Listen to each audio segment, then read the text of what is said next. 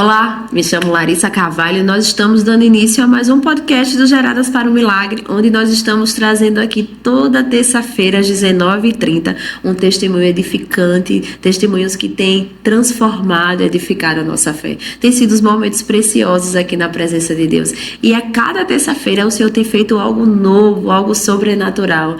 Ele tem nos mostrado a cada dia que para Ele nada é impossível.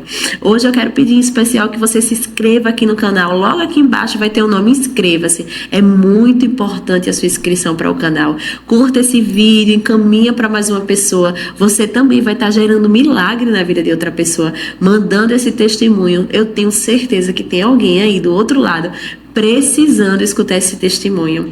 Antes de começarmos também eu quero falar um pouco sobre os nossos patrocinadores. Primeiramente, Deus nas nossas vidas e segundo, as pessoas que estão aqui nos ajudando, fazendo com que isso tudo aconteça e que acreditaram aqui no Geradas para o Milagre. Para começar, eu quero falar do ateliê Luana Castro, Bendito Burger, Wilza Brito, representante da Raive aqui em Maceió, Júlia Silva Personal, que tem treinos personalizados para você, Carvalhos Essências, Instituto Modelar, de estética avançada aqui em Maceió, pioneiro em ninfoplastia sem cortes, MDM Centro de Beleza, Friato Climatização, Valentina Valentim, nutricionista aqui em Maceió com protocolos exclusivos para você, e a Sempre Pronta também está aqui conosco.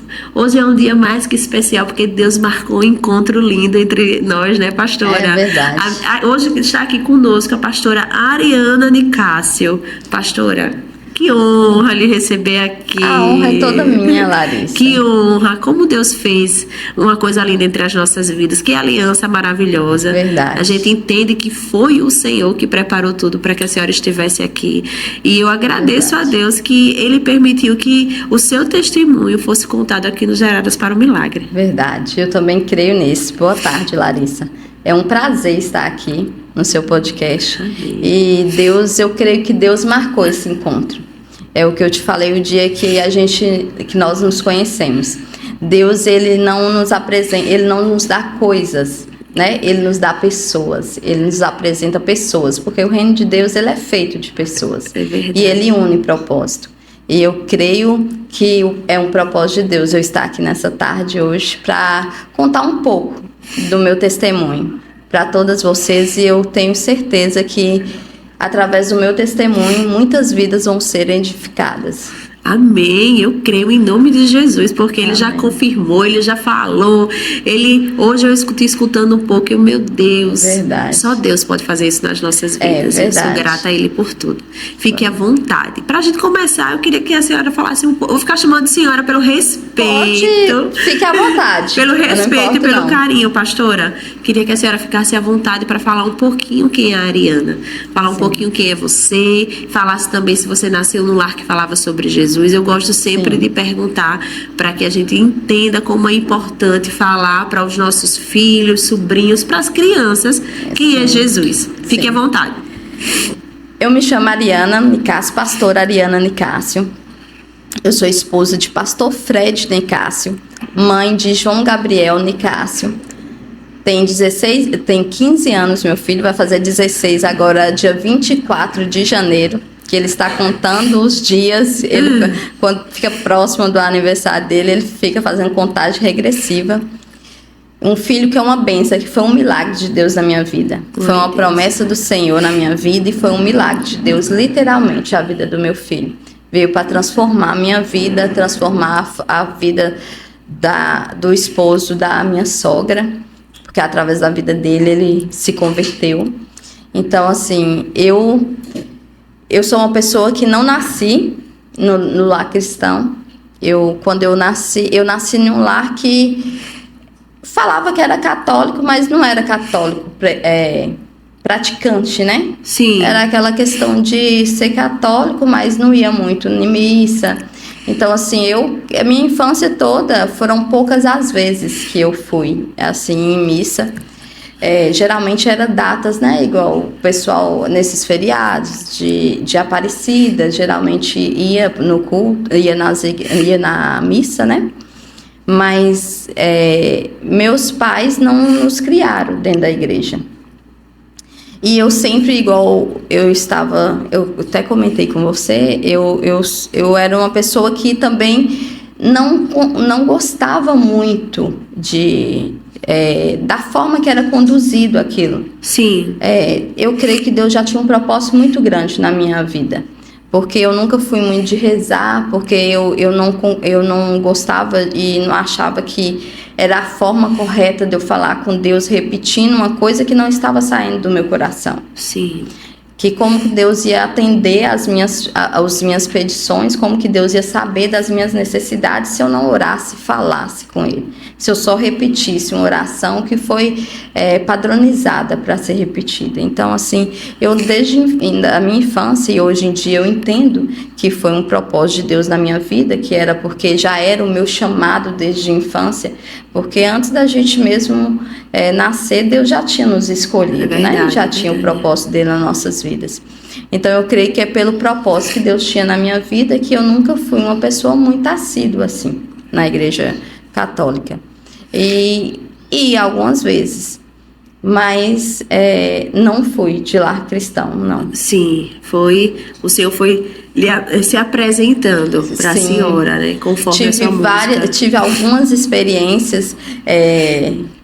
Eu hoje, lembrando do meu testemunho, e lembrei de um fato que era incrível, como que eu tinha uma intimidade com Deus, assim, e eu falava com Deus, às vezes eu precisava de acordar a tal horário, e eu sempre falava com Deus bem assim, Deus, quando for tal hora, me acorde. E eu lembro que uma vez eu tive uma experiência com o Senhor, sem mesmo ser evangélico, eu tive uma experiência com o Senhor, que eu pedi a Deus para me acordar. Sim. Um horário, e naquele momento eu creio que, não sei se eu estava dormindo muito pesado, mas eu acordei com alguém me balançando na cama, que eu cheguei a balançar. E aí quando eu olhei para um lado e para o outro, eu falei, meu Deus, alguém me acordou. Quando eu olhei para um lado e para o outro, não tinha ninguém. Sim. E aí quando eu olhei no relógio, era exatamente o horário que eu tinha pedido ao Senhor para me acordar. E ali eu entendi que era o Senhor que tinha me acordado. E naquele momento, como eu era muito nova, isso aí deve que tinha uns 10 anos, 11 anos, eu era muito nova, então eu fiquei até com medo, porque Sim. Foi uma experiência que eu nunca tinha tido. E aí, com o tempo, eu continuei, sempre que eu precisava, sempre que eu me sentia na necessidade de falar com Deus, eu sempre entrava para o meu quarto, eu sempre ajoelhava e sempre fui muito de orar e falar com o Senhor. Ninguém nunca me ensinou essa questão, mas eu sempre tive isso comigo. Eu sempre orei muito, eu sempre falei muito com Deus. Eu não sabia que eu estava orando, mas eu estava falando com Deus, e graças a Deus, eu creio que através disso, minha vida, hoje em dia, eu estou onde eu estou, porque desde lá da infância, Deus já tinha começado a me ensinar como que seria a minha vida e como eu deveria falar com Ele. Amém, glória a Deus, é isso mesmo, Ele já vai confirmando a sua aliança Sim. conosco. Eu queria que a senhora falasse como foi o seu encontro, o encontro real com o Senhor, como foi o seu primeiro encontro, assim, que você já se rendeu e começou a caminhar nos caminhos do Senhor. Meu pai, como ele não era evangélico, mas ele foi o primeiro a ir para a igreja. Da nossa casa, da nossa família, foi meu pai que foi o primeiro. Eu sou filha de pai separado, mas o meu pai foi primeiro para a igreja. Sim. E meu pai sempre me convidava. E eu lembro que um dia teve um congresso na igreja onde meu pai congregava, e lá estava indo Abílio Santana, o pregador Abílio Santana. E meu pai foi a primeira experiência que eu tive com Deus, assim, a segunda, né, que primeiro foi Sim. essa questão de acordar, mas depois de ir na igreja, e na igreja foi a primeira experiência que eu tive mesmo, assim, com Deus. Eu fui nessa campanha que teve lá na igreja, nesse culto, e ele pregava sobre Lodebar. Sim. Mefibosete. Então, assim, eu fiquei impactada. E eu lembro que ele contava a história que ele ia pregando, e ele falava, E entrou a carruagem, eu escutava literalmente o barulho dos cavalos entrando naquela cidade. Meu Deus. E foi algo assim que foi uma experiência tão tremenda que eu tive com o Senhor. E ele pregava e ele falava, e eu me enxerguei ali naquele lugar. E ali eu creio que foi o primeiro contato assim que Deus já começou a trabalhar no meu coração. E sempre fui uma pessoa que sempre quis, eu tinha um vazio muito grande dentro de mim. Isso pelos que eu ia meus falar. traumas. Isso que eu ia falar, que a próxima pergunta é justamente sobre isso. A que ponto, né, chegou para que entender que precisava da presença do Senhor? Sim, eu, aos 7 anos de idade, meu pai saiu de casa.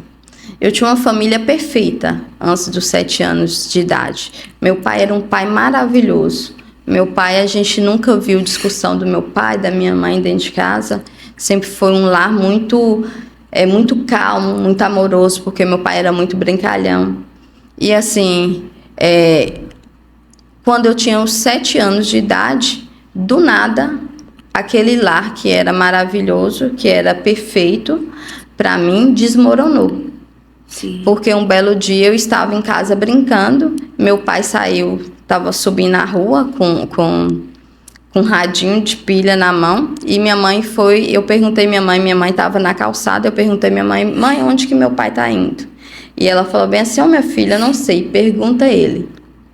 E aí eu corri, alcancei ele na esquina, gritei ele, falei, meu pai, onde o senhor está indo? Ele falou comigo, eu estou indo viajar, minha filha, mas eu já volto. Só que esse já volto, meu pai nunca mais voltou para casa. E aí, quando eu fui entender, ele já estava morando, que ele saiu de casa para morar com outra família, e já estava morando com essa outra mulher, e com 4 filhos que ele criou, que não era dele, mas foram 4 filhos menores do que eu. Sim. E então, assim, aquilo me causou muitas dores, muitos gatilhos, muita rejeição. Eu me sentia rejeitada, por quê? Porque na minha cabeça, uma cabeça de uma criança, um pai, eu achava que meu pai tinha me trocado. Sim. Pelaquela outra família e pelas outras crianças. Depois, com o tempo, eu entendi que meu pai não tinha me trocado.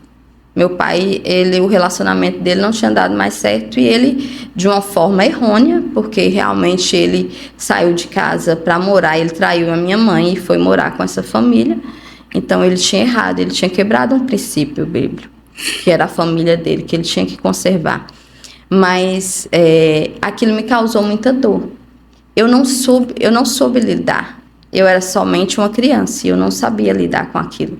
Sim. Com aquela dor. Minha mãe, pelo fato de minha mãe ter sido muito sofrida na vida, ela perdeu o pai dela. Por incrível que pareça, agora eu contando, eu percebo o quanto que é uma maldição hereditária. Na verdade, meu pai não morreu, mas minha mãe, o pai dela morreu com 7 anos de idade. E aí ela era algo dada. Que quer se repetir. Exatamente. Ela era dada para as famílias para se alimentar, para sobreviver. Então minha avó dava ela para as famílias, para ela trabalhar, para ela sobreviver. Então nisso a minha mãe cresceu uma pessoa muito cheia de dores, né? Cheia de traumas. Minha mãe, ela tinha dificuldade de falar que ama, de abraçar. Então assim, com a questão do meu pai ainda por cima, foi pior. Então, querendo ou não, minha mãe cuidou de nós. Minha mãe foi uma guerreira que criou eu e minha filha, minha irmã sozinha. Só eu e minha irmã. Ela tem 1 ano e 9 meses de diferença de mim. Ela é mais velha que eu. Mas minha mãe foi uma guerreira, lutou, batalhou e nos criou só. Mas eu não entendia a questão de meu pai ter saído lá de casa para morar com outra família. E a gente tinha uma estabilidade muito boa, do nada eu me vi sem nada.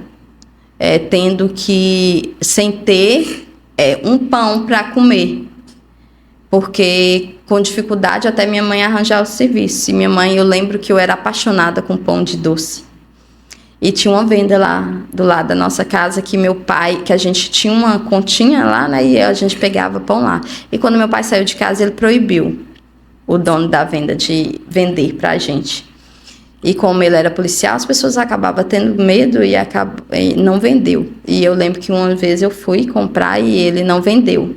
Mesmo minha mãe falando que ia pagar, depois ele não vendeu. E eu lembro que o primeiro salário da minha mãe, ela comprou um fardinho de pão de doce. E sentou e me pôs para sentar e falou assim: minha filha, pode comer o tanto que você quiser. E aquele pão doce, naquele momento, para mim, nunca teve um sabor melhor do que todos os pães que eu já comi na minha vida. Porque ali eu entendi que nós íamos conseguir sobreviver sem meu pai. Sim. Que minha mãe estava ali e ia conseguir nos manter. E foi uma forma de eu me sentir acolhida e amada, porque minha mãe trabalhava muito. Minha mãe me levava com ela para fazer faxina. Minha mãe teve que começar a trabalhar na casa de família, fazia faxina, lavava roupa. Eu tenho muito orgulho porque ela nos criou assim. Amém. E ela me levava junto com ela, pequena, para fazer faxina. E eu ia, e para mim aquilo era uma diversão.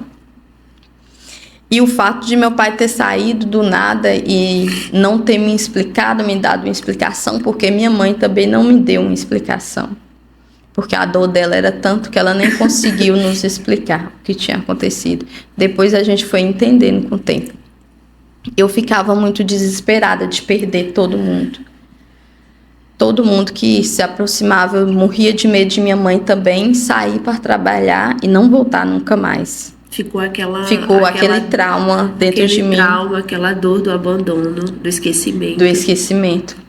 E aí eu lembro que minha mãe falava comigo: Ariana, saía de casa para trabalhar e falava: Kátia, minha irmã, Kátia, não deixa a Ariana ir me esperar no ponto, porque é perigoso. Ela dorme cedo, ela fica cochilando, às vezes a lotação para em cima dela, é perigoso.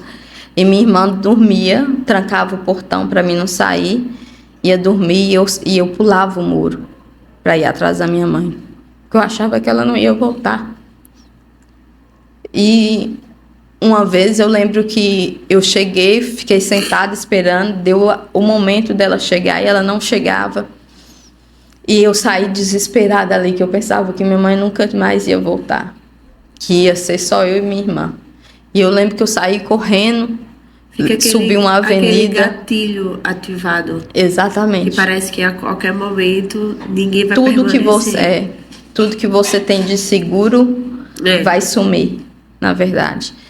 E aí eu fui correndo para uma mulher que trabalhava junto com minha mãe. Fui na casa dela, que era um lugar até um pouco distante. Eu sempre fui muito medrosa, só que nesse dia o meu medo de perder minha mãe foi maior do que o medo de eu andar na rua só. Sim. E aí eu cheguei lá, ela falou assim: Ariana, minha filha, vai embora porque sua mãe já foi. Nós saímos juntas, só que ela pegou o ônibus que é do outro bairro, ela vai descer no outro ponto, vai embora que ela deve estar doida te procurando. E aí eu estava descendo a rua desesperada e minha mãe estava doida me procurando, já tinha ido no ponto e não achado. E eu lembro que quando eu estava correndo, desci correndo desesperada, eu fui e vi minha mãe. E eu abracei minha mãe de uma forma que eu nunca tinha abraçado, porque eu sabia que ela ia estar ali. Eu entendi que minha mãe nunca ia me abandonar. E ela chorou muito, ela falou: minha filha, eu já falei com você para você não voltar, para você não ficar aqui. Só que eu falei com ela: mãe, eu fiquei com medo de se ela não voltar. E daí minha mãe foi conversando muito comigo. E com essa questão do meu pai, eu senti um vazio, uma revolta muito grande na minha vida. Sim. Porque eu fiquei muito vulnerável. A nossa família ficou muito vulnerável, porque quando a gente tem um lar sem uma figura paterna para proteger, as pessoas acham que eles podem entrar ali e fazer o que quer. É verdade. E nesse decorrer da minha vida, tinha pessoas que eram pessoas de confiança que estavam na minha casa, que minha mãe confiava, que minha mãe e meu pai, porque era desde quando meu pai estava lá, eram pessoas que trabalhavam para o meu pai, porque meu pai gostava de criar cavalo para colocar em exposição, e ele tinha as pessoas que ajudavam ele a criar esses cavalos. Então, eram pessoas que eram vizinhos que cresceram com nós lá dentro, pessoas que eram do nosso convívio de confiança. E eu lembro que chegou um dia que teve uma festa que minha irmã quis ir, nessas festas de junina, eu creio que era festa junina, a comemoração eu não lembro muito. E eu lembro que minha mãe, ela pediu minha mãe para ir, e minha irmã falou, e minha mãe falou com ela que ela só ia se eu fosse. Sim. Porque sempre a mãe deixava, e minha mãe nunca foi de deixar a gente sair só. Sim. E naquele dia ela falou que que minha irmã ia se eu fosse. Eu tinha uns 14 anos de idade, aos meus 14 anos. E aí a gente foi para essa festa. Só que na volta dessa festa, quando a gente passou num local, essa pessoa, que era uma pessoa de confiança, que vivia dentro da minha casa, que minha mãe deixou a gente ir simplesmente porque estava indo com ele, porque ele era uma pessoa de confiança, ele me atacou. E ele me violentou. E eu lembro que ali tinha um quartinho, que ele trancou a porta e ele tampou a minha boca, que tinha um vitrô muito pequenininho assim na janela. E naquele momento, eu fiquei o tempo todo, por mais que eu não sabia rezar, mas eu fiquei o tempo todo orando a Deus, pedindo a Deus que se eu me tira daqui, que se eu conseguir, pelo menos passar por aquele vitrô, que se eu me tira. E por mais que aquela pessoa estava me causando tanta dor, quanto mais eu conversava com Deus, Deus me deixava mais calma. E para mim aquilo ali foi algo muito traumatizante, porque eu tive que voltar para casa. Eu não falei nada com a minha mãe, porque minha mãe nunca, nem para minha mãe, nem para o meu pai, porque na minha cabeça meu pai ia fazer alguma coisa, ia matar ele, e eu queria proteger um pai que, na verdade, me deixou desprotegida. Mas eu não queria que ele fizesse nada. Sabia que poderia acontecer uma tragédia muito maior. Muito maior. E minha mãe, por medo, hoje em dia, às vezes eu vejo relatos de pessoas, e aí as pessoas às vezes falam bem assim, mas... Eu já vi pessoas falando perto de mim, mas por que a pessoa não conta? Por que não pede ajuda? Por que não falou? Porque as pessoas não entendem que a sua dor é tanta, que as pessoas que têm coragem de fazer isso com você te colocam numa posição de que você tem até mesmo medo de contar, e eles te colocam tanta dúvida na sua cabeça que acha que você, na verdade, eles tentam colocar que você tem culpa de algo. Então aquilo foi um trauma muito grande na minha vida, que eu carrego esse trauma por muitos anos. E por mais que eu fui para a igreja, aquele vazio, eu precisava muito, porque o meu sonho era, eu sempre falava com Deus, eu sonhava, eu entrando numa igreja de vestir de noiva, e casando virgem. Era meu sonho, eu sempre falava isso com Deus, e eu imaginava aquilo, porque a gente tinha aquela tradição de casas Sim. de branco, né? Sim. As pessoas que são puras, e assim, aquele rapaz, ele roubou tudo que eu tinha de mais importante naquele momento. E eu carreguei essa dor comigo por muitos anos. E eu contei para o meu esposo, quando eu conheci meu esposo, Sim. que da minha família, quem sabe, é meu esposo. E, na verdade, uma prima minha, que eu já tinha contado antes, minha prima e uma tia minha, que elas nunca contaram, porque elas me prometeram que não ia contar para minha mãe. E eu sofria muito e eu tinha que falar para alguém. E eu contei isso para eles. Mas eu não tinha, porque minha mãe criou a gente. Minha mãe não conversava com a gente a respeito de relacionamento. o que era menstruar. Eu lembro que quando eu tive a minha primeira menstruação, eu achei que eu estava passando mal, minha irmã que me explicou. Então, assim, minha mãe nunca conversou com a gente a respeito disso. Então, minha mãe nunca deu abertura para a gente conversar. Então, eu nunca consegui contar para minha mãe porque eu nunca tive abertura. Porque ela nunca... hoje em dia, eu sempre criei meu filho depois disso, pedindo ele, João, se acontecer alguma coisa, conta. O amigo seu é papai e é mamãe. Sim. Não é mais ninguém.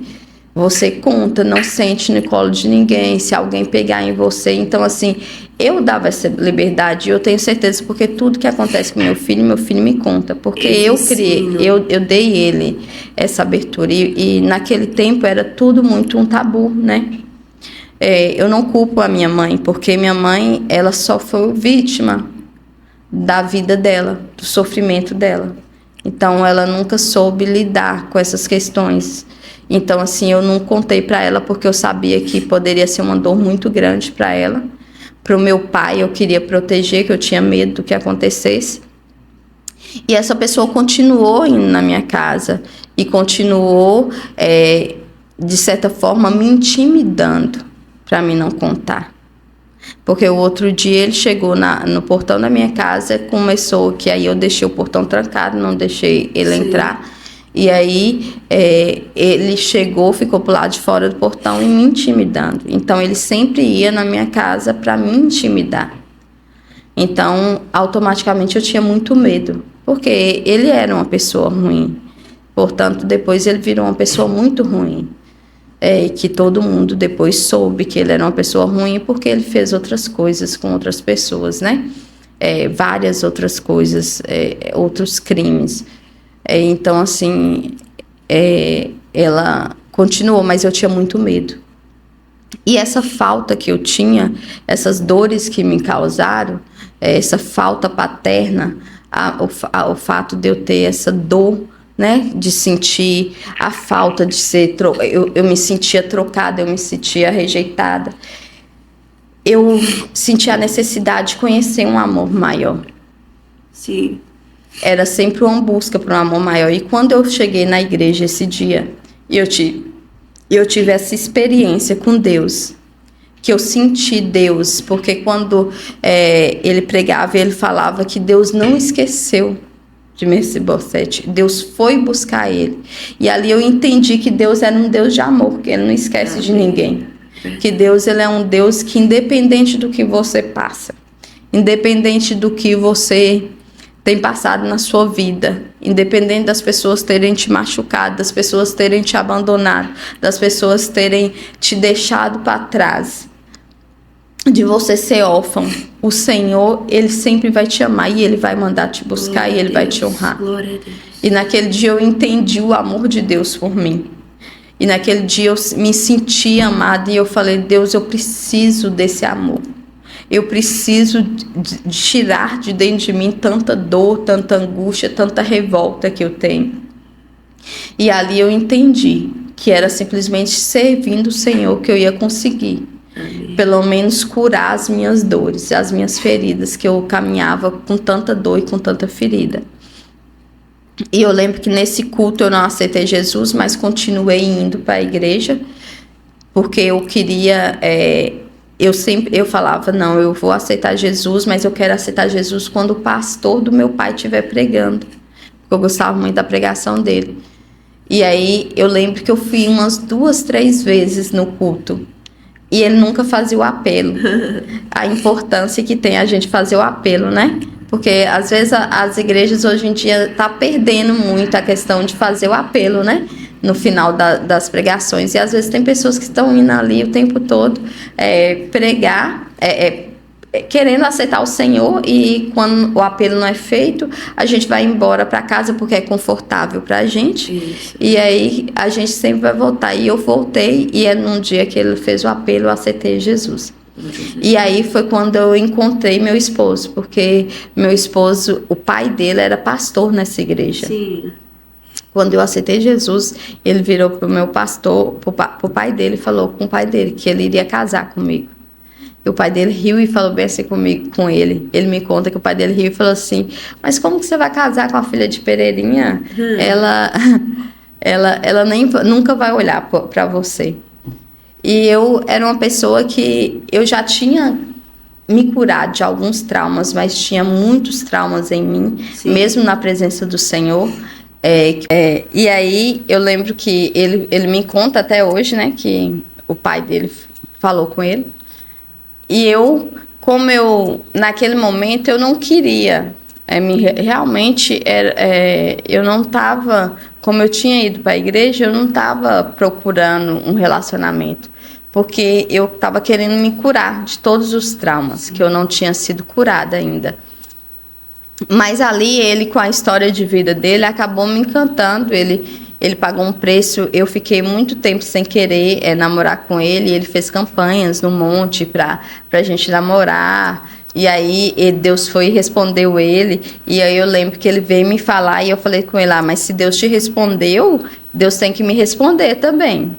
Então, já que é um namoro, Deus vai ter que me responder. E aí Deus falou grandemente comigo, e Deus falava comigo, que eu falava isso com ele, ele falava assim comigo, não, porque meu pastor me ensinava, falava assim com a gente, que quando a gente quisesse namorar, a gente tinha que fazer uma lista de como a gente queria o esposo da gente. E assim, nessa lista que eu fiz, eu colocava que eu queria um esposo pastor, porque eu achava a coisa mais linda, a pessoa pregar, aquela questão. E aí eu falava com Deus. E naquele momento, meu esposo não era pastor. E eu ficava com aquilo muito na minha cabeça. E eu lembro que um dia eu fui numa vigília na casa do meu pai, que meu pai fazia uma vigília todo sábado lá. E eu fui nessa vigília na casa dele. E Deus foi e usou uma irmã para falar com o Fred, com meu esposo, e para falar comigo. E aí, naquele momento, ela falou que Deus estava aprovando, que Deus estava aprovando o desejo do nosso coração. E que, para mim ter certeza, era que o meu esposo tinha chamado de pastor. Sim. Que foi quando eu entendi, a confirmação que eu entendi, que era o que Deus queria para minha vida. E ali eu encantei com a história de vida do meu esposo, porque ele é uma pessoa que sofreu muito na vida, ele e a mãe dele. Passaram muita dificuldade, chegaram a passar fome. Meu esposo, pelo fato dos traumas dele não conhecer o pai dele, o sonho dele era conhecer o pai dele, ele foi alcoólatra de beber álcool sintético até os 17 para quase os 18 anos, que foi quando ele conheceu o pai dele. E foi quando ele reconciliou com o Senhor, porque ele já tinha aceitado o Senhor, mas ele tinha desviado, e depois ele reconciliou com o Senhor quando ele conheceu o pai dele. Então, assim, dali eu comecei a dedicar a minha vida totalmente para minha família. Sim. Porque como eu tinha tido um trauma muito grande em relação a meu pai, um lar destruído, eu sempre falava que eu não queria nunca ter um lar destruído. Que eu queria que eu tivesse filhos e com meu esposo, porque eu nunca queria separar. Então eu achava eu sempre pensei, porque meu esposo, como ele era muito desacreditado da sociedade, das pessoas, eu sempre eu falava com ele, quando ele queria desistir, não, você vai conseguir, você vai ser alguém, você vai conseguir. E eu lembro que eu dediquei minha vida totalmente. Eu passei na faculdade que eu queria passar e não fiz a minha faculdade, porque eu falei assim, não, eu vou ficar dedicando a você e a meu filho, e você vai ser alguém. E aí, graças a Deus, Deus já tinha uma promessa muito grande na vida do meu esposo, e eu me sentia realizada quando ele começou a pregar, quando ele saía fora do país para pregar, aquilo ali me realizava, porque eu sabia que eu não tinha deixado os meus projetos em vão. Sabia que eu tinha um propósito. Literalmente era o que... Ali, a faculdade era um sonho meu, pessoal. Mas Deus tinha um propósito muito maior na minha vida e na vida do meu esposo. E aí eu entendi. Só que por causa dos meus traumas, por causa das minhas dores, do abandono, eu era uma esposa muito ciumenta, uma namorada muito ciumenta, muito possessiva. Meu esposo, eu não permitia que ele fazia nada, porque eu era muito ciumenta. Se as pessoas chegassem perto do meu esposo, eu ia sentir ciúmes, eu ia brigar. Sim. Porque eu achava tudo que me dava o gatilho de achar que alguém poderia tomar algo que era meu, Sim. igual foi me tomado, porque na minha cabeça, meu pai foi tomado de mim por uma família. Uhum. Então, tudo que eu achava que poderia eu perder, eu ter uma perca, eu acabava reagindo de uma forma negativa.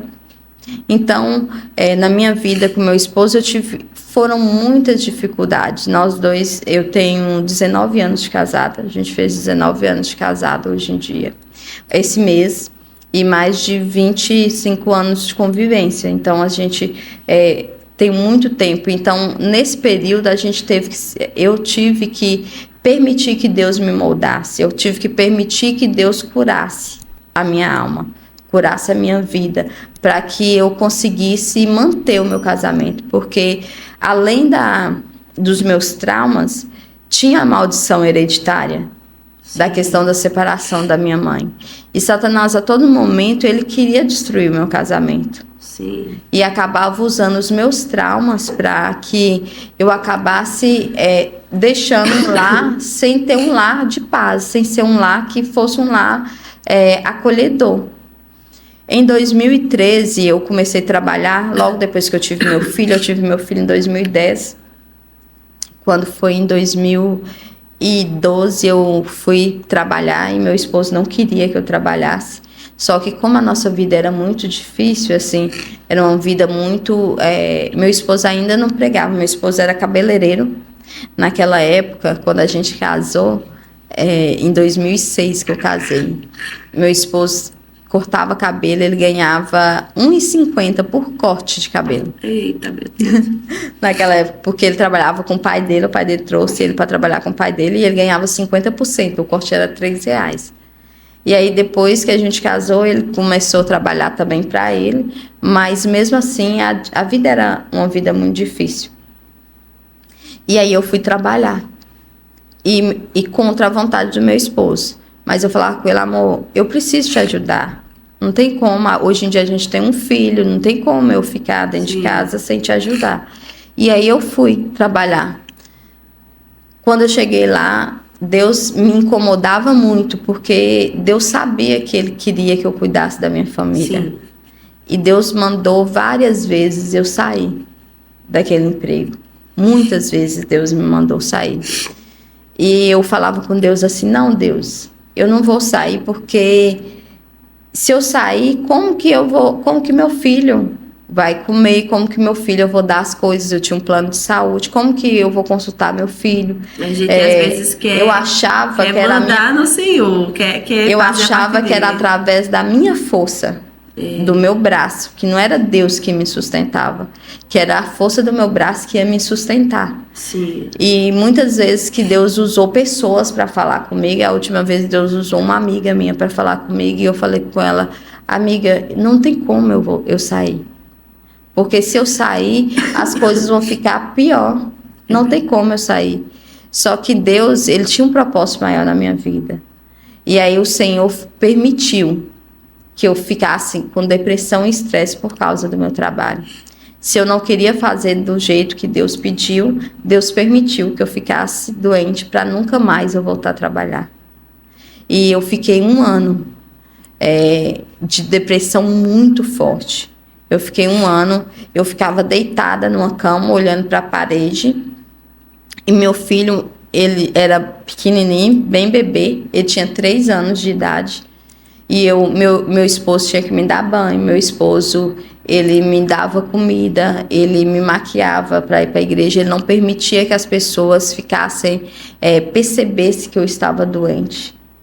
Porque quando as pessoas que ele pediu ajuda, as pessoas que ele pediu para orar por mim, as pessoas iam lá, orava e achava e falava que a depressão é coisa de demônio.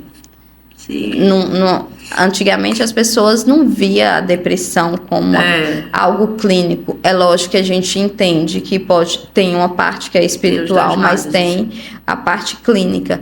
Então ele começou a evitar as pessoas irem lá.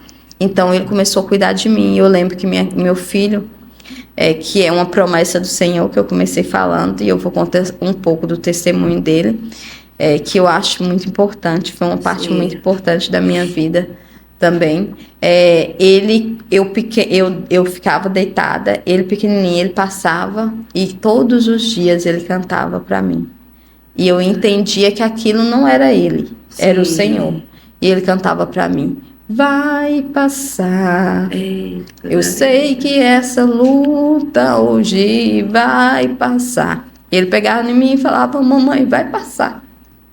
Eu sabia que uma criança de 3 anos, ele não ia saber falar e entender o que estava acontecendo. Eu sabia que o Senhor estava usando o meu filho naquele momento. Verdade. Para acalmar meu coração e para ministrar sobre a minha vida. E ali eu fiquei muito tempo, e Deus é tão perfeito em tudo que faz, e Deus conhece o coração de todos nós, e Deus nunca permitiu que eu voltasse a trabalhar. O INSS me liberou para me voltar a trabalhar, o psiquiatra nunca me liberou para me voltar a trabalhar. Então, desde 2013, eu tenho um processo na justiça que impede que eu trabalhe. Porque a minha carteira até hoje não foi dada baixa. Sim. Mas isso eu entendo o quê? Que Deus sabe que se caso isso não tivesse acontecido, eu estaria trabalhando. Porque é querer por fazer muita com as suas dificuldade, próprias mãos. por muitas dificuldades que a gente já passou, eu pensava, não, eu tenho que ir para ajudar. Só que o Senhor fez com que eu entendesse que era Ele que me sustentava. Amém. Deus mandava pessoas ali na minha casa para enviar comida, para enviar dinheiro quando meu esposo machucou. Quando eu ganhei meu filho, Deus me prometeu ele num monte. Deus usou meu pastor e me deu colocou uma pedra na minha mão e falou comigo que naquele ano eu ia engravidar. E Deus ia me dar um milagre, ia me dar um profeta do Senhor. E naquele momento eu pensei, se Deus falou que eu vou engravidar, então eu vou engravidar. Vai ser da forma que Deus quer. E eu estava tomando remédio, eu não parei, que foi o único período na minha vida que eu consegui tomar remédio, que eu passava, depois disso eu passei muito mal. E eu tomava remédio para prevenir e eu engravidei. E quando eu descobri a minha gravidez, eu já estava com quase 5 meses de gravidez. E aí, meu esposo, foi uma amiga minha e meu esposo que falou assim, não, eu creio que você está grávida. E aí, eu passava muito mal, porque eu passava muito mal. E como eu tive algumas percas, na verdade, eu estava tendo perca de sangue e achava que eu estava menstruando, por isso que eu não estava grávida.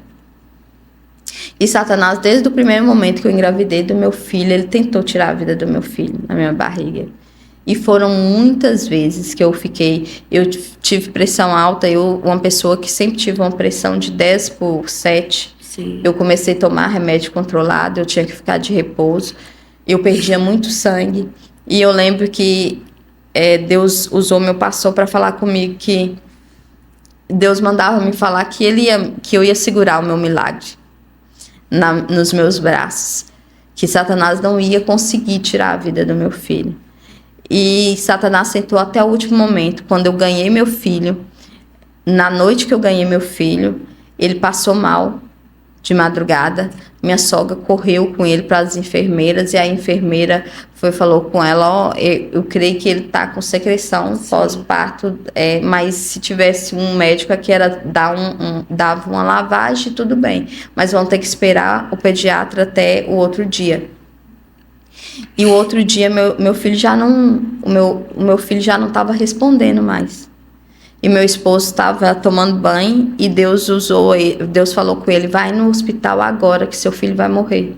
Meu Deus. E ele falou assim, não Deus, eu vou, porque ele estava trabalhando, ele falou assim, eu vou no horário da visita, que é 2 horas. E Deus falou com ele, não, vai no hospital agora, porque seu filho vai morrer. E aí ele foi, quando ele chegou no hospital, meu filho, ele já estava hipoglicêmico, a temperatura dele estava super baixa, ele já não mamava mais. E quando a enfermeira pegou ele para dar banho, colocou ele na baciazinha de dar banho, ele teve um choque térmico por causa da temperatura. Sim. Ele morreu na minha frente. Ele ficou da cor dessa mesa, ele ficou pretinho e endureceu e morreu literalmente na minha frente. Deus. E aí ela foi e gritou: meu Deus do céu, o que eu faço? Aí eu pensei, se a enfermeira não sabe o que faz, realmente meu filho morreu, não vai voltar. E ali eu lembro que eu pulei eu fiz cesariana, eu pulei da cama, que era muito grande, e era alta, eu pulei da cama ali, e meu esposo na hora chegou na porta. E ele, quando ele viu aquela multidão, aquela confusão, e eu chorando, gritando, e ele falou: o que foi, amor? O que aconteceu? Ele foi, aí eu falei: aí, amor, nosso filho tá morrendo, João tá morrendo. Aí ele foi, olhou para a enfermeira e falou assim: senhora, me dá ele para orar? Aí ela falou assim: dou. Aí quando ele foi e orou, ele ministrou a cura na vida do meu filho. Falou: todo espírito de morte que está na vida do meu filho, que saia, e que Deus coloque o espírito da vida.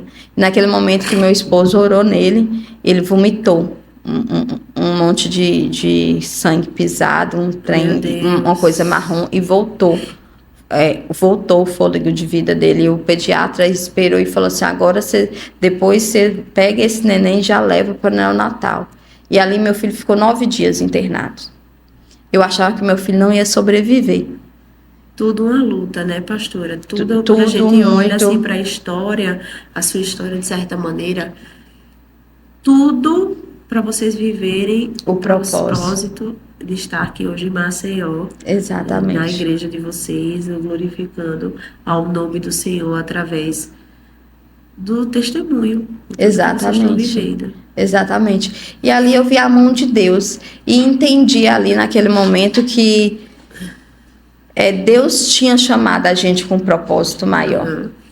E ali foi a nossa vida. Meu esposo começou a viver somente pela itinerância. Eu falo com ele que a pandemia veio por causa dele. Eu falo com ele que o decreto veio por causa dele, porque Deus já tinha mandado ele várias vezes fechar. Como a gente tinha uma barbearia, tinham 5 funcionários, Deus já tinha pedido ele para fechar a barbearia, para viver fazendo a obra dele, o que Deus tinha colocado ele para fazer.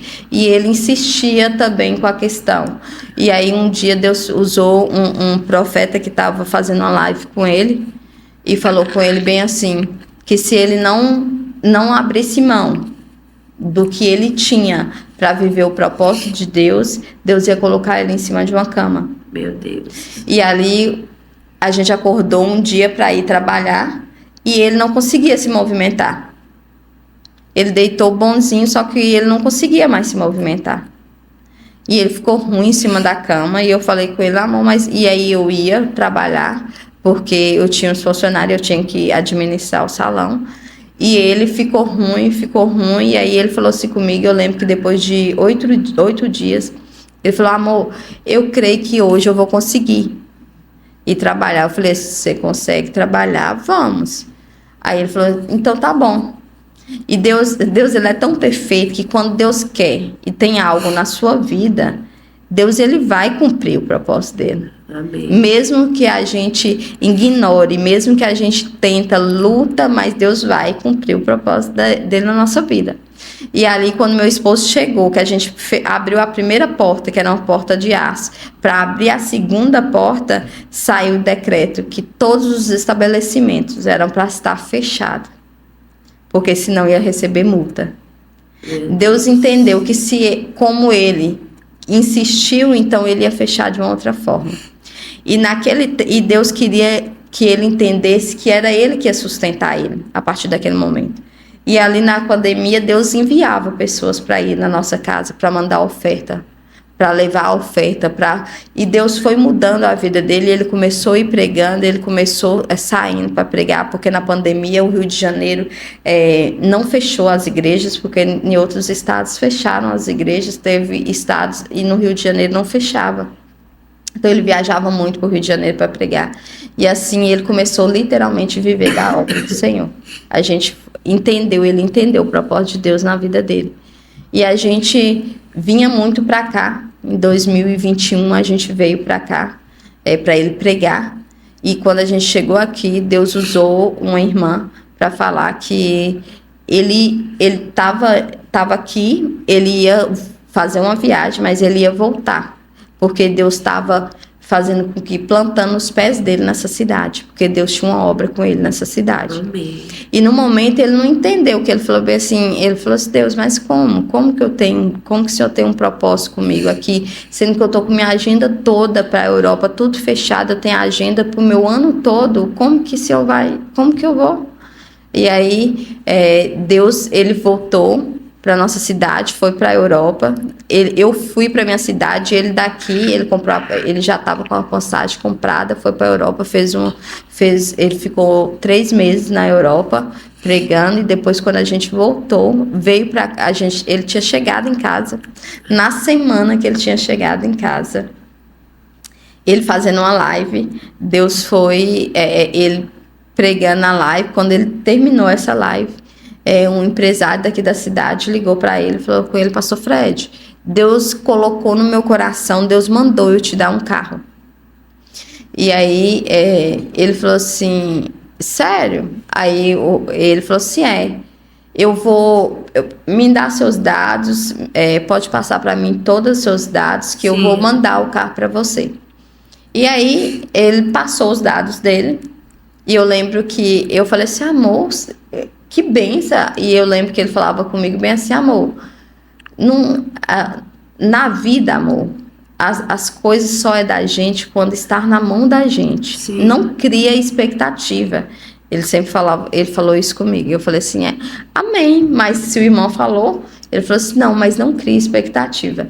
E eu lembro que aí esse irmão falou assim: pastor, já que eu vou pagar uma cegonha, que ia dar, na época, ia dar R$3.000 para ele pagar uma cegonha para ir para lá. Já que eu vou pagar uma cegonha para mandar o carro, eu vou tirar a passagem sua e da esposa do senhor. O senhor vem buscar o carro e leva o carro, fica mais barato. Sim. E aí, meu esposo falou assim: ué, tudo bem. E aí ele foi e tirou. Ele tirou as nossas passagens, e nós viemos literalmente com, no máximo, eu acho, com 2 peças de roupa, porque nós só ia pegar o carro e ir embora com o carro. E a gente veio nessa cidade, esse empresário não deu a gente o carro, e a gente ficou aqui na cidade sem saber o que fazer. Só que quando meu esposo tinha vindo aqui, como meu esposo já tinha pregado aqui, tinha um irmão que ele tinha conhecido, um empresário que deixou a gente no apartamento. Ele sempre convidava a gente para ir ficar na casa dele. Sim. E aí, nesse dia, meu esposo falou que estava vindo para cá. E aí ele falou assim: pastor, fica aqui no meu apartamento. E aí a gente ficou na casa dele. E foi ficando esse tempo. E a gente, meu Deus do céu, o que fazer? E Deus foi segurando a gente aqui. E aí, o dia que a gente estava indo embora, o outro dia a gente ia embora, na segunda-feira. E aí a gente entrou dentro de um Uber para ir resolver algumas coisas no shopping, para ir embora outro dia. O Uber, quando a gente entrou no Uber, Deus usou o Uber para falar. Olhou para o meu esposo e falou assim: o senhor é pastor, pois não é? Deus manda te dizer que o senhor não vai embora dessa cidade. Meu Deus. Deus tem uma obra com o senhor aqui. O senhor vai abrir uma igreja nesse lugar. Glória a Deus. E aí eu e ele olhamos assim um para o outro, e aí esse irmão falou bem assim: espera, não compra a sua passagem. Segunda-feira, nós íamos na quarta. Segunda-feira eu tenho algo para mostrar para o senhor. E aí esse irmão levou a gente num ponto, um ponto para abrir a igreja, e assim aconteceu a nossa vinda aqui para Maceió. E nós ficávamos na igreja, eu pregava para o meu esposo pregava, eu abri o culto para meu esposo pregava para mim, as pessoas passavam na rua porque só tinha nós, e aí eles riam, né, porque a gente estava ali, e aí Deus sempre levava pessoas. Eu lembro que lá era um calor insuportável, porque o ponto era todo de vidro. É no mesmo lugar que vocês estão hoje? Não, era um lugar maior. Era ali Sim. na Pedro América, tem um ponto Sim. todo de vidro lá, era lá que era a igreja, começou lá. E lá era muito quente, muito quente.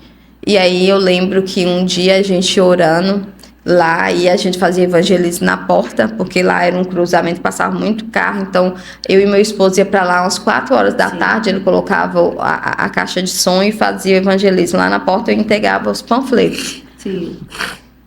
E aí, Deus levou uma irmã, tirou a irmã de Porto Calvo. A irmã nunca tinha nos visto na vida, nunca tinha ido na igreja. Ela chegou lá com um ventilador. Meu Deus. E ela falou com nós, pastor, Deus mandou eu trazer esse ventilador aqui. E ele manda te dizer que não é para fechar, porque nós estávamos pensando em fechar.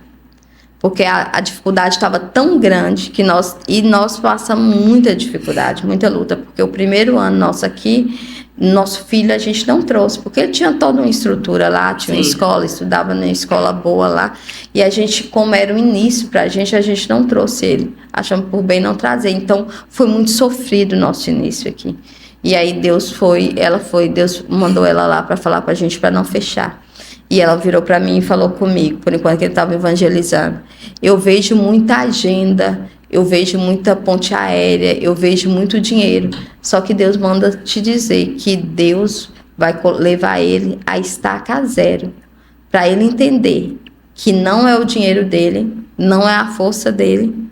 Meu Deus. Sou eu que estou fazendo a obra aqui, que vou levantar e sustento essa obra. Glória a Deus. E literalmente, tudo que a gente tinha, todas as economias que meu esposo tinha, da itinerância, que graças a Deus a gente viveu uma vida muito bem estabelecida.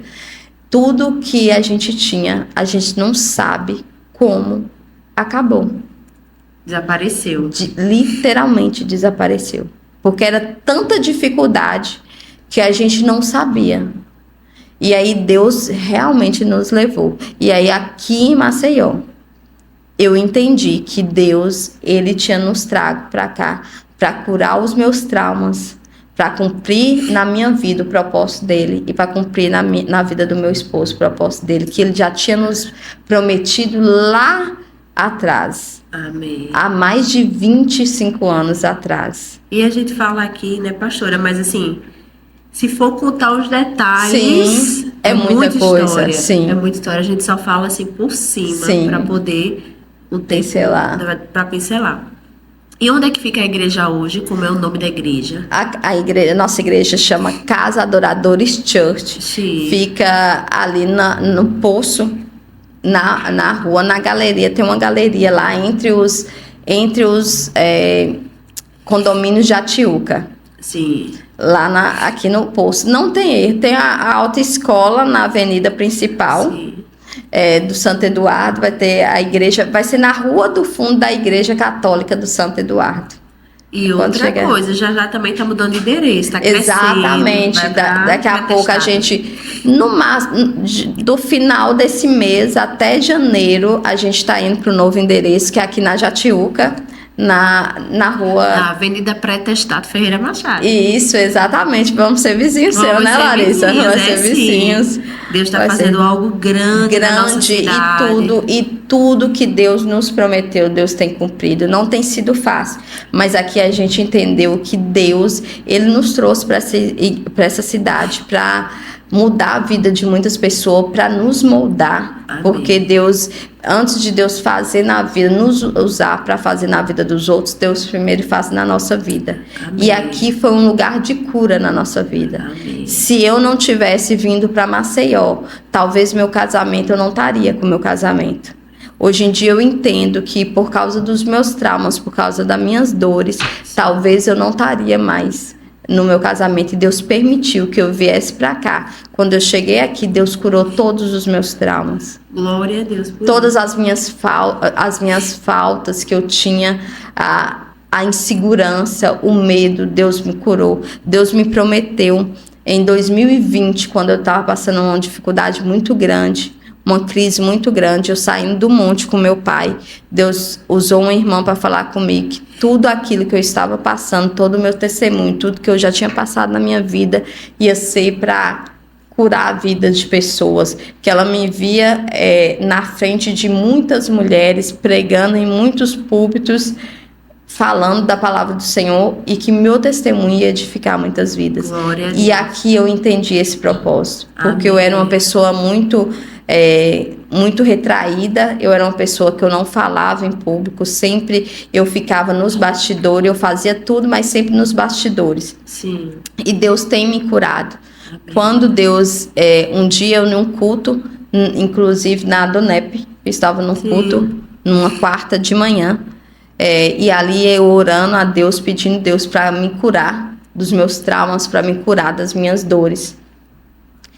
E para me liberar perdão para quem tinha me causado tanto mal, que foi a pessoa que tinha me abusado. E se tivesse alguma dor ainda dentro de mim em relação à perca do meu pai, a que meu pai tinha saído de casa, que Deus me mostrasse. E Deus foi e falou comigo fortemente no meu coração. Deus falou comigo: minha filha, vai lá em 1 João 4,19. Eu te amei primeiro. Amém. Antes que você fosse formada, eu te amei. Amém. Então, antes que esses traumas, antes que esses abusos acontecessem na minha vida, antes que todo o abandono que eu tive acontecesse na minha vida, Deus me amou primeiro. E nesse dia eu entendi qual era o propósito de Deus na minha vida. Nesse dia eu entendi que, independente dos nossos traumas, independente das nossas dores, independente das nossas lutas, Deus, Ele te amou e Ele te escolheu por um propósito maior. Amém. Deus, Ele me escolheu por um propósito maior, para edificar a vida. E eu só podia edificar a vida se eu tivesse passado. Nós não tem como nós falarmos de alguma dor se nós não passamos por ela. É verdade. Então eu só sei falar hoje em dia o quanto é dolorido, o quanto é difícil uma família ser destruída. Eu só sei aconselhar um casal hoje em dia, porque eu tive uma família destruída. É verdade. Eu só sei aconselhar uma mãe hoje em dia para ter cuidado com seus filhos, para ter alerta, para não deixar os seus filhos só, porque eu fui abusada na minha infância. Eu só sei de todas essas dores, eu só sei alertar e ajudar pessoas na área que eu fui ferida.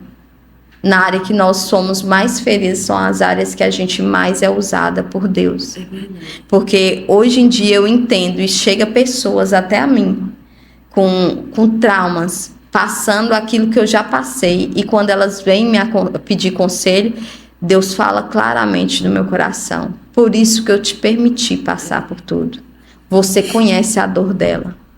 Quando vem pessoas que estão com depressão para falar comigo, eu entendo que Deus só permitiu que eu passasse uma depressão para mim entender o que aquela pessoa está passando. Nós temos que ser sensível à dor do outro. Para a gente viver o propósito do Senhor, nós temos que ser sensível à dor do outro. É verdade, pastora. E assim, é o que a gente tem falado muito aqui: nenhuma dor é sem propósito. Toda Exatamente. dor tem um fundamento. A gente passa por tudo e depois lá na frente a gente consegue entender o porquê que a gente passou Exatamente. por isso. Queria que a senhora deixasse um conselho aí para as mulheres, para homens, porque não é só mulher que passa por isso. Sim. Homens também passam Sim. por isso e carregam dores e carregam marcas. Para o homem, eu acredito que às vezes é até mais difícil. Sim, se libertar, né? Se libertar, se abrir com alguém sobre o que aconteceu. Mas eu queria que a senhora deixasse um conselho para essas pessoas que estão aí do outro lado e que possivelmente passaram por alguma dor como essa, que carregam esse segredo e que estão nos assistindo hoje. O que eu quero dizer para cada um de vocês que está me ouvindo aqui essa noite, ou alguns durante o dia, é que as dores que você passa, seus medos, seus traumas que você passa, tem alguém que pode superar todas essas dores. Tem um Jesus que cura todas as nossas dores. O versículo que eu deixo para vocês aqui hoje é 1 João 4,19. Jesus, Deus nos amou primeiro. Antes que vocês passassem por esses traumas, o Senhor te amou. O Senhor, Ele te criou por um propósito. Então, que vocês hoje arranque de vocês toda dor, todo trauma, toda decepção. Porque muitas das vezes a gente é decepcionado na nossa vida. Isso. Muitas das vezes, tudo que você... Uma coisa que você colocou, expectativa, você foi frustrado. Então, todo medo, todo trauma emocional, todo abuso, todas as pessoas que passaram por abuso, todas as pessoas que foram traídas, todas as pessoas que foram abandonadas e tá precisando, que estão em depressão, estão precisando de ser curadas, que Deus nessa tarde de hoje venha liberar a cura na vida de cada um. E só existe um caminho que vai curar todos os nossos vazios, que é o Senhor Jesus Cristo. Sem o Senhor nós não conseguimos curar as nossas dores, os nossos traumas. Eu só estou aqui hoje porque o Senhor tinha um propósito na minha vida e eu aceitei o propósito que Deus tinha na minha vida. Amém. Porque não é nós que escolhemos o Senhor nos escolhe, mas a gente tem que estar se posicionado para viver o propósito do Senhor na nossa vida. Amém. Então que nessa noite, que nesse dia, vocês venham cumprir o propósito, aceitar o propósito do Senhor na vida de cada um. Amém. É o recado que eu deixo para cada Glória um. a Deus. Pastora, quero lhe agradecer pela sua vinda aqui. Muito obrigada por ter aceitado o nosso convite, por esse ato de coragem de estar aqui no Geradas falando sobre o seu testemunho, porque é algo tão íntimo, algo tão particular, mas a senhora recebeu essa instrução aí do Senhor para estar aqui. Foi uma honra para mim, foi uma honra para o Geradas para o Milagre te receber aqui. Amém. Com certeza, vou sair mais edificada. Já escutei sua história, mas quando a gente chega aqui é mais coisa que o Senhor vai falando, ministrando. E lhe agradeço demais por tudo, viu? E eu que te agradeço muito, Larissa. Para mim é um prazer. Um prazer literalmente estar aqui. É o que eu falei com você hoje, o dia que eu te conheci. Aqui começa um dos propósitos de Deus na minha vida. E Deus, ele nos apresentou com um propósito. Eu te agradeço porque aqui eu tive coragem de falar dos meus traumas, eu tive coragem de falar dessa parte da minha vida que ninguém conhecia. E a partir do momento, igual você hoje falou comigo, a partir do momento que nós falamos e colocamos para fora, Deus cada vez mais ele nos cura, e é a partir daquele momento que ele vai usar aquilo ali para curar outras vidas, porque não tinha como Deus me usar e as pessoas vieram até mim porque não sabia que eu tinha passado por isso. Então, hoje em dia, eu sei que hoje vai começar um novo ciclo na minha vida. Isso. De pessoas que vão estar vindo com um propósito e que eu vou poder ajudar muito, que vai ser cumprido o propósito de Deus na minha vida. Amém. Glória a Deus. Obrigada. Foi lindo, muito obrigada, pastora. Gente, estamos finalizando, na verdade finalizamos aqui. Quero pedir desculpas no dia de hoje, estou muito gripada. Como vocês perceberam, o tempo todo espirrando, tossindo, mas a gente não poderia deixar de estar aqui. Fiquei mais caladinha também hoje, deixei a pastora falar. Eu sempre estou falando também, mas hoje realmente a gripe me pegou. Mas o Senhor está no controle de tudo. Peço desculpas qualquer coisa, qualquer interferência aí na filmagem, mas o Senhor sabe de todas as coisas. Estamos aqui cumprindo o que Ele nos prometeu. Quero te agradecer por ter ficado até o final. Quero te pedir para você ir lá no Instagram do Geradas para o Milagre, @Geradas para o Milagre. Segue a gente, segue os nossos patrocinadores também. Lá vai estar todos os nossos patrocinadores. A gente segue todos os nossos patrocinadores. E muito obrigada por tudo. Se inscreve no canal, curte e compartilha com mais. E até logo, se Deus quiser.